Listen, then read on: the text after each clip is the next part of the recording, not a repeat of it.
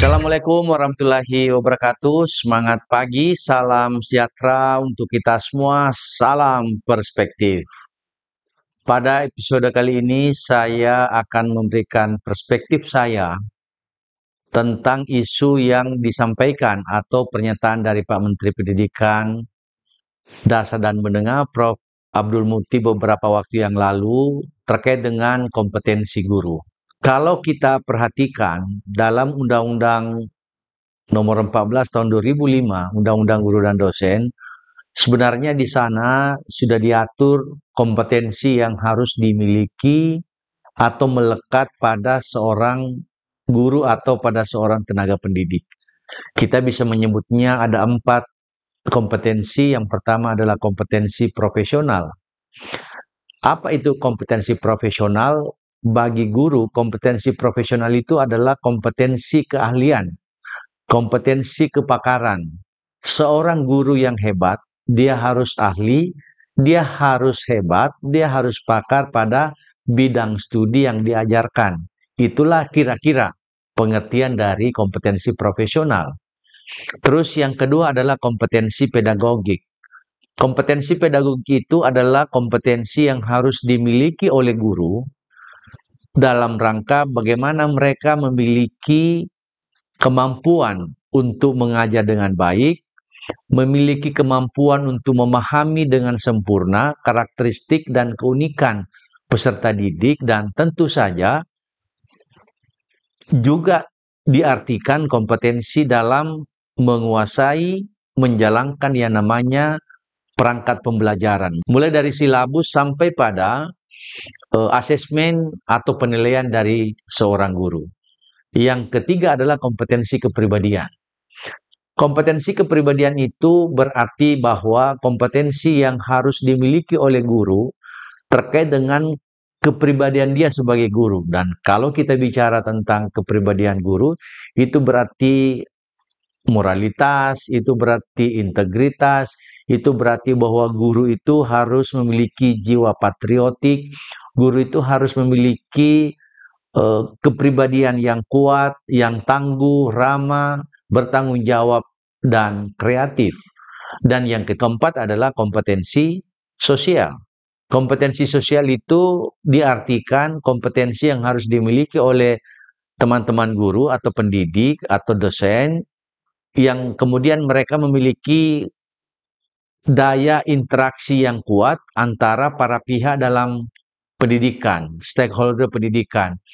Mereka harus memiliki interaksi yang baik dengan sesama teman sejawatnya, memiliki interaksi yang baik terhadap siswanya, dan juga tentu memiliki interaksi yang baik dengan kepala sekolah, tenaga kependidikan, dan masyarakat atau mungkin pejabat.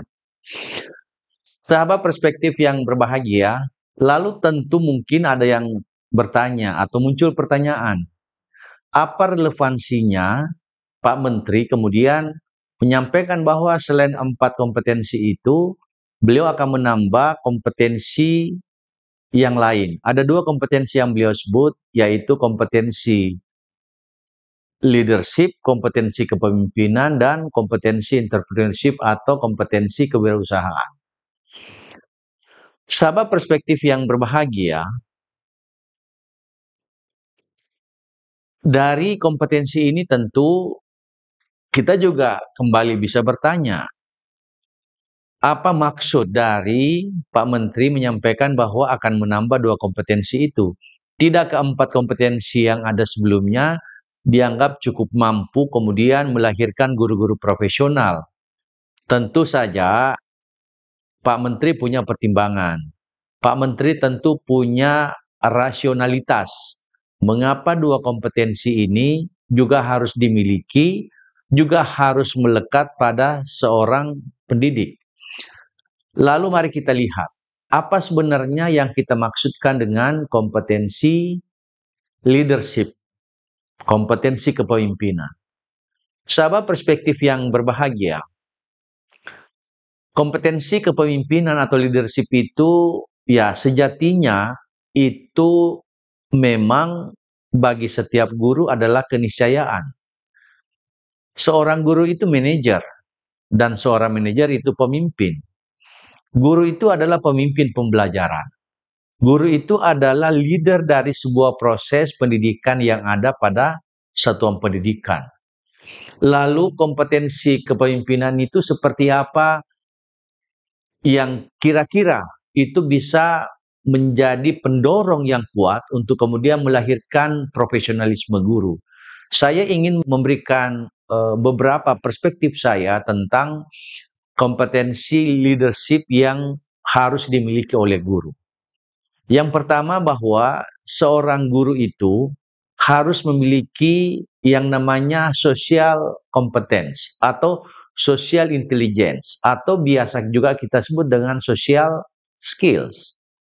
Seorang guru yang memiliki kompetensi sosial, seorang guru yang memiliki keterampilan sosial yang baik, maka sebenarnya seorang guru itu sudah menjadi seorang leader, sudah menjadi seorang pemimpin.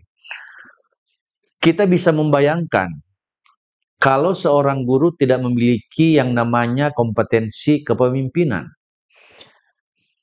Kelas yang ada dalam sebuah satuan pendidikan adalah ruang yang harus dipimpin oleh seorang guru. Ketika dia ingin melaksanakan proses pembelajaran, bagaimana mengajar dengan baik, bagaimana dia masuk dari awal hingga kemudian pulang, maka di sana dibutuhkan leader, dibutuhkan kepemimpinan. Bagaimana seorang guru harus bisa mengelola kelas itu dengan baik agar seluruh peserta didik yang ikut pada proses pembelajaran itu bisa mengikuti, bisa memahami apa yang teman-teman pendidik atau guru lakukan. Seorang guru yang jadi leader atau pemimpin, selain memimpin kelas dengan siswa, dia juga menjadi pemimpin pada kelas itu. Di dalamnya ada tentu ekosistem sekolah yang menjadi prasyarat utama dalam sebuah proses pembelajaran. Dia harus jadi pemimpin, bagaimana kelas itu bersih misalnya, bagaimana kelas itu kondusif, dan seterusnya. Dan seorang guru yang memiliki yang namanya social skills, itu bisa memahami bahwa bagaimana meningkatkan proses pembelajaran itu dengan kepemimpinan yang dia miliki. Sahabat perspektif yang saya hormati, seorang guru yang menjadi pemimpin itu harus memiliki yang kita sebut dengan keterampilan komunikasi, communication skill. Communication skill ini adalah sesuatu yang harus melekat pada seorang guru. Kenapa? Karena seorang guru yang baik, seorang guru yang ingin diikuti, ditaati, dipatuhi oleh murid-muridnya, oleh peserta didiknya, maka dia harus memiliki komunikasi yang baik. Seorang guru harus bisa menempatkan posisinya, kapan komunikasi itu, misalnya kalau kita pakai gradasi, kapan dia harus tinggi intonasi, kapan harus sedang intonasi, dan kapan misalnya harus intonasi itu dalam keadaan biasa-biasa saja atau datar saja. Nah, seorang guru yang memiliki kompetensi leadership, ya komunikasinya harus memang dipermantap. Itu yang kedua. Terus yang ketiga, seorang guru yang menjadi pemimpin pada sebuah kelas, dia itu harus memiliki yang namanya problem solving. Seorang guru yang baik, seorang guru yang menjadi pemimpin, ketika ada masalah, ketika ada persoalan, ketika ada hal-hal yang diidentifikasi itu bisa mengganggu proses pembelajaran, seorang leader, seorang guru itu harus bisa menyelesaikan. Apapun kondisi kelas misalnya, apapun kondisi ruangan yang ada pada setiap satuan pendidikan yang ketika guru atau pendidik itu masuk di dalam, maka dia bisa menyelesaikan ketika siswanya atau peserta didik itu tidak memperhatikan, ketika ada keributan, ketika misalnya posisi kursi, posisi meja tidak tepat, maka seorang guru yang menjadi leader atau pemimpin itu dia bisa menyelesaikan. Dan bisa kita bayangkan misalnya seorang guru yang tidak memiliki leadership, kelasnya aut-autan, kelasnya misalnya tidak terkuasai, maka ya di sana tentu saja terjadi hal-hal yang tentu saja kita tidak inginkan. Sahabat perspektif yang berbahagia, apalagi yang menjadi penting bagi seorang guru yang kemudian harus memiliki yang namanya keterampilan atau kompetensi leadership itu. Seorang guru yang baik, pemimpin, dia juga harus memiliki yang namanya manage performance. Dia harus memanage performansinya. Seorang guru yang baik itu biasa saya sebutkan bahwa seorang guru sebenarnya itu sutradara. Dia harus bisa menguasai kelas, dia harus bisa menguasai materi, tapi di saat yang sama dia menjadi seorang sutradara yang ketika dia mengajar, dia bisa mengatur irama. Misalnya, mohon maaf, kalau guru itu harus melakukan improvisasi, kalau kita bagi mengajar itu ada 3, bagaimana membuka pembelajaran, bagaimana melaksanakan pembelajaran, dan bagaimana menutup pembelajaran itu. Seorang guru yang baik itu dia harus memanage ketika di awal pembukaan, dia harus melakukan persepsi misalnya, maka dia harus pastikan bahwa saatnya anak-anak yang mengikuti pelajaran saya harus terlibat secara emosional, terlibat jiwanya dalam proses pembelajaran. Begitu pula ketika dia melaksanakan pembelajaran, sambil dia melakukan proses pembelajaran yang ada, dalam praktek yang biasa dilakukan oleh teman-teman guru, dia harus memperhatikan agar suasana kelas itu bisa dikendalikan, agar suasana kelas itu bisa dikontrol, maka dia harus memperhatikan ruang yang ada itu yang dia bisa kuasai, dan ketika misalnya ada yang lepas kontrol, lepas kendali, maka seorang guru yang baik itu dia harus bisa memanage yang namanya performansinya, sehingga tujuan yang ingin dicapai dalam proses pembelajaran itu bisa kita maksimalkan. Kemudian yang juga penting bagi kita, seorang guru yang memiliki kompetensi leadership itu, ya dia memang harus memiliki yang namanya strategic leader. Strategic leader itu diartikan sebagai pemimpin yang strategis, yang memang mampu memimpin dengan baik ekosistem pendidikan yang ada pada kelasnya paling tidak, karena kita bicara tentang guru, maka dia harus bisa memiliki strategic leader, bagaimana proses pembelajaran itu bisa dioptimalkan, bagaimana proses pembelajaran itu bisa dimaksimalkan, misalnya dengan mengontrol, mengendalikan semua aspek-aspek yang terkait dengan proses pembelajaran, mulai dari peralatan atau sarana prasarana, mulai dari posisi tempat duduk, posisi meja, posisi anak-anak murid misalnya atau peserta didik, maka seorang guru yang baik itu harus dia bisa menyelesaikan. Sahabat perspektif yang berbahagia, kompetensi leadership atau kepemimpinan itu sesungguhnya hadir kalau kita perhatikan, ya meskipun tentu kita harus menunggu seperti apa formula, seperti apa template yang akan dikeluarkan oleh Pak Menteri, tapi paling tidak saya ingin membangun perspektif kita bagi teman-teman guru bahwa sebenarnya mengapa penting kompetensi leadership dalam sebuah proses pembelajaran, itu karena kita ingin membangun sebuah kelas yang kolaboratif. Ya tentu kalau membangun kelas yang kolaboratif, itu berarti kita bicara tentang model pembelajaran, kita bicara tentang pendekatan pembelajaran, dan boleh jadi inilah yang dimaksud oleh Pak Menteri, bahwa sekalipun kurikulum mungkin secara konten tidak berubah atau namanya berubah, tapi tentu saja pendekatan yang dipakai bisa saja berbeda. Yang oleh Pak Menteri disebutkan dengan deep learning, dengan suasana pembelajaran yang dulu orang semua tahu, kita semua di sosial media paham, ada yang namanya meaningful, kemudian meaningful dan joyful. Dan suasana pembelajaran inilah yang kemudian kita anggap bisa membangun kelas itu kolaboratif. Bagaimana seorang guru bisa menghubungkan, merelevansikan antara materi yang dia sampaikan, di saat yang sama tentu guru tidak harus menjadi narasumber utama, tapi dia harus juga melibatkan peserta didik atau murid terlibat secara aktif dalam proses pembelajaran. Terus yang kedua, Mengapa penting yang namanya kompetensi leadership dalam sebuah proses pembelajaran? Itu sebenarnya karena ya sejatinya sebuah ruang kelas di satuan pendidikan itu sebenarnya tidak hanya ditujukan untuk bagaimana tujuan pembelajaran itu bisa tercapai, tapi sebenarnya ada makna lain yang saya maksud makna lain itu adalah menginspirasi perubahan.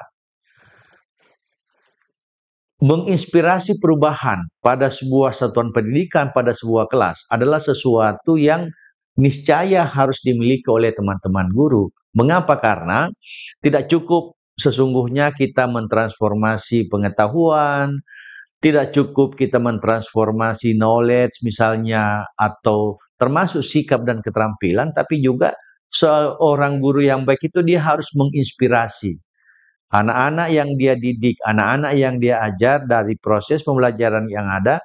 Kalau guru itu benar-benar memiliki kompetensi leadership, itu dipastikan akan menginspirasi para peserta didiknya.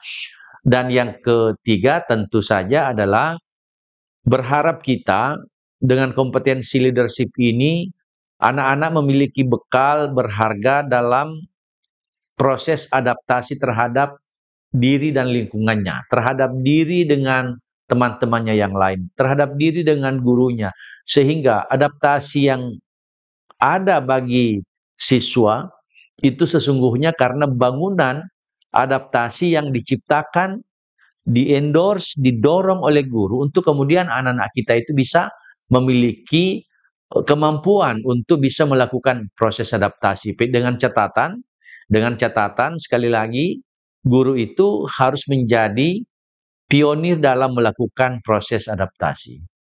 Sahabat perspektif yang berbahagia, yang kedua, selain kompetensi yang tadi saya sebutkan, ada yang disebut dengan kompetensi entrepreneurship, kompetensi kewirausahaan. Tidak sedikit orang bertanya, atau paling tidak berandai-andai, apakah dengan kompetensi tambahan entrepreneurship, kewirausahaan itu berarti bahwa seorang guru harus jadi pebisnis, seorang guru harus jadi pengusaha?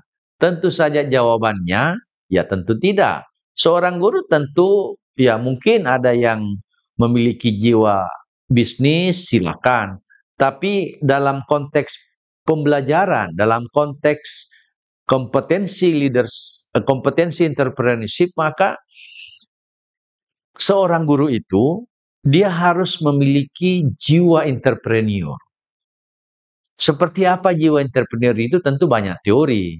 Setidaknya saya ingin menyampaikan 4 dari ciri-ciri kompetensi entrepreneurship. Yang pertama adalah, karena kita bicara ekosistem pendidikan itu berarti bicara tentang guru, maka yang pertama itu ya seorang guru yang memiliki kompetensi entrepreneurship itu dia itu harus memiliki kemampuan berpikir kreatif dan inovatif.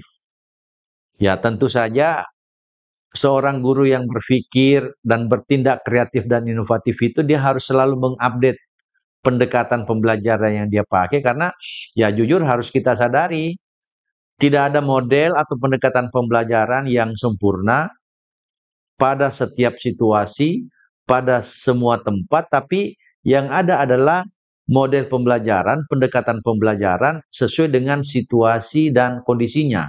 Nah, seorang guru kalau dia memiliki kompetensi entrepreneur itu, pertama dia harus ya sekali lagi berpikir kreatif dan inovatif.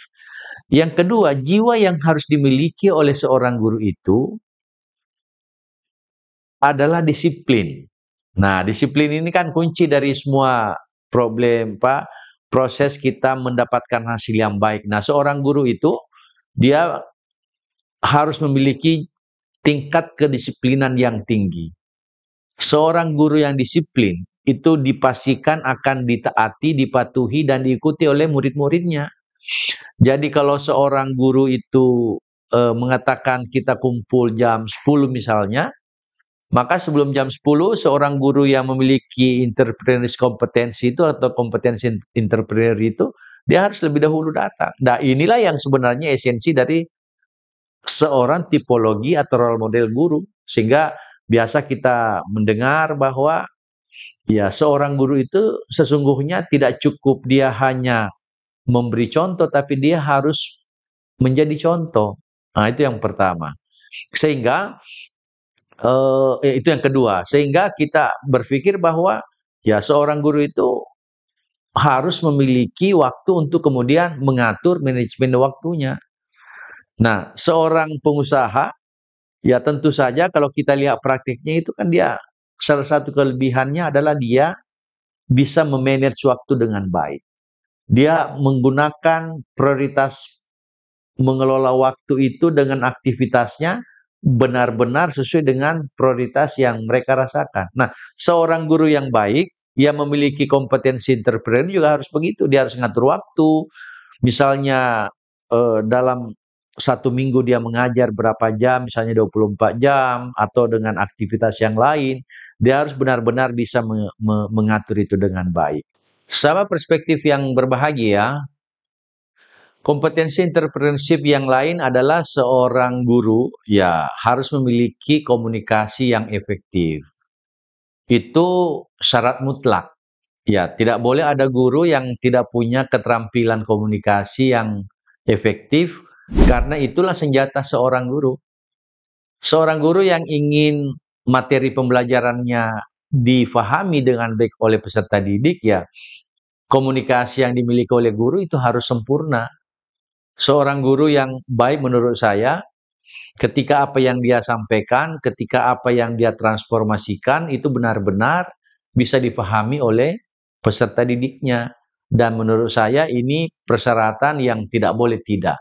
Kemudian yang terakhir, ya kita juga bisa menyebut bahwa seorang guru yang tadi bukan pengusaha, tapi dia memiliki jiwa kewirausahaan, dia juga berpikir kritis atau berpikir strategis. Nah, seorang guru yang baik ketika dia memiliki kompetensi entrepreneurship, ya memang berpikirnya strategis.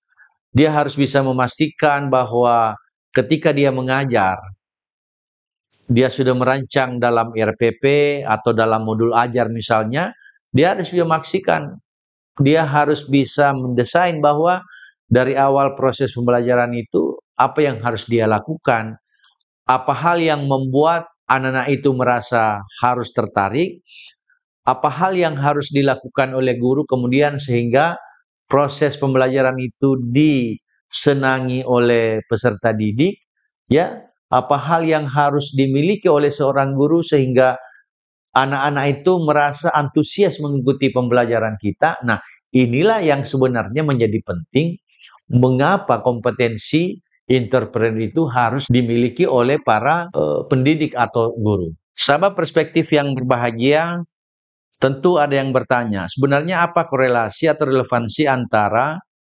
entrepreneurship competence atau kompetensi entrepreneur dengan kompetensi leadership? Dalam dunia pendidikan, korelasi keduanya itu terkait dengan inovasi pembelajaran. Inovasi pembelajaran dalam sebuah ekosistem pendidikan, sebuah keniscayaan. Sesuatu yang memang harus terjadi.